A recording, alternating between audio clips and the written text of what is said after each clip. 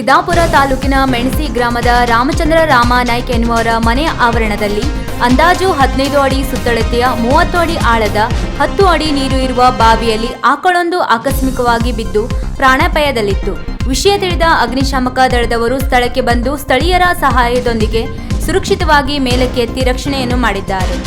ರಕ್ಷಣಾ ಕಾರ್ಯದಲ್ಲಿ ಸಿದ್ದಾಪುರ ಅಗ್ನಿಶಾಮಕ ಠಾಣೆ ಅಧಿಕಾರಿ ಎ ಸುಬ್ರಹ್ಮಣ್ಯ ಹಾಗೂ ಸಿಬ್ಬಂದಿಯವರಾದ ಚಂದ್ರ ನಾಯ್ಕ್, ನಾಗರಾಜ್ ಪಟ್ಕಾರ್, ವಿನಯ್ ಕುಮಾರ್, ಪ್ರಸಾದ್ ನಾಯ್ಕ್, ಆನಂದ್, ಸುನಿಲ್ ಕುಮಾರ್ ಡಿ, ಶಿವರಾಜ್ ಅವರು ಭಾಗವಹಿಸಿದ್ದರು.